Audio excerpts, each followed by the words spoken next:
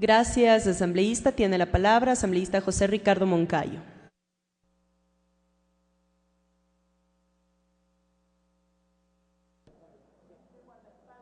Gracias, señora presidenta, señores asambleístas. Considero a la banca como uno de los motores de la producción con la energía suficiente para desarrollar este país. Por lo tanto, no creo que sea sujeto de la agresión constante, permanente, que a lo largo de la discusión, del debate de esta ley, ha sido objeto la banca. Es una institución que tiene más de 100 años en nuestro país y que hay ejemplos realmente magníficos de su tarea, no solamente en el campo económico, monetario, financiero, sino ejemplos importantísimos en el campo cultural, en el campo de la arquitectura, en el campo del desarrollo urbano. Es decir, la banca ha cubierto muchas áreas de las cuales yo personalmente me siento orgulloso.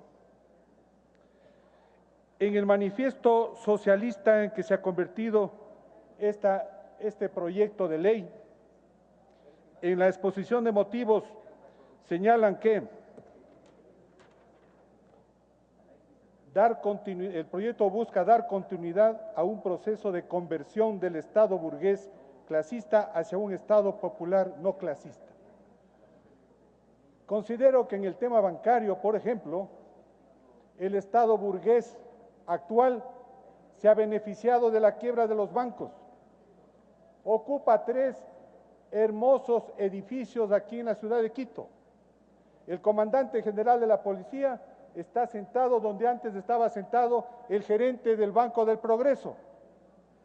El señor ministro de Educación está sentado donde antes estaba sentado el gerente del Banco Popular. La Corte Nacional de Justicia ha asumido toda la propiedad de lo que era uno de los bancos más grandes cerrados. Es decir,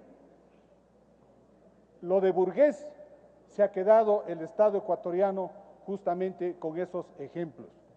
Y para demostrar que seguimos siendo un Estado burgués, podemos decir con claridad, nuestro presidente de la República recorre el mundo en un avión privado de uso personal para el señor presidente de la República. Es decir, características típicas de la sociedad burguesa, que ha acumulado la riqueza, ha acumulado el poder. Yo considero de que muchos de los aspectos que señala esta ley son realmente dirigidos a quebrar a la banca ecuatoriana. Dicen que ahora sí el país va a estar seguro, les he escuchado a algunos asambleístas, porque la banca va a estar regulada, porque antes los bancos estaban desregulados. La persona que hizo no ha leído el proyecto de ley en donde podemos mirar con claridad que existen 30 leyes que van a ser derogadas.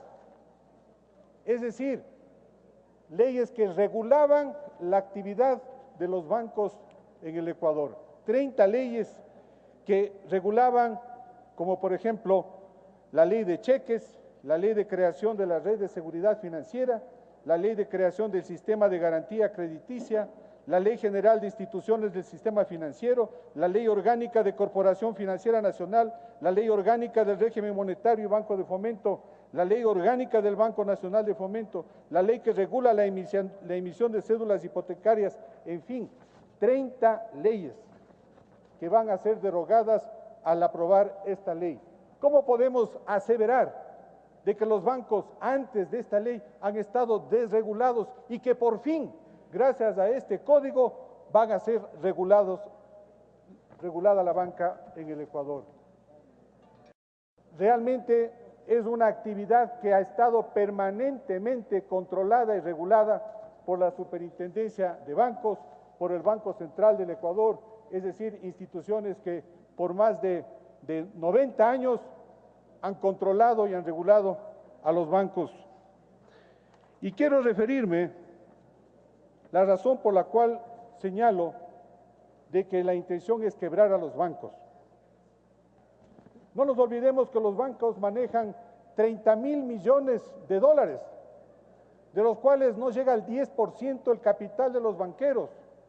El 90% son depósitos de todos los ecuatorianos y de los extranjeros y empresas extranjeras en el Ecuador.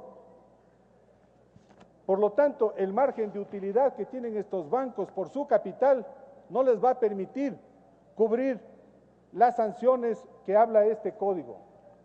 El mero hecho de que lo hayan denominado código en vez de ley, justamente nos da a entender que la intención es sancionar a quien se sale de las disposiciones que el código establece. Voy a poner unos ejemplos. En el artículo 261, numeral 8, infracciones muy graves, no observar las disposiciones, los límites de crédito o la orientación del crédito. Es una infracción muy grave. Los bancos tienen grupos humanos en todos los cantones, en todas las provincias del Ecuador, que son los que analizan las solicitudes de crédito de los ecuatorianos que tenemos el dinero en estos bancos. Y son grupos pequeños que toman las decisiones en cada una de las capitales de provincia y aprueban los créditos.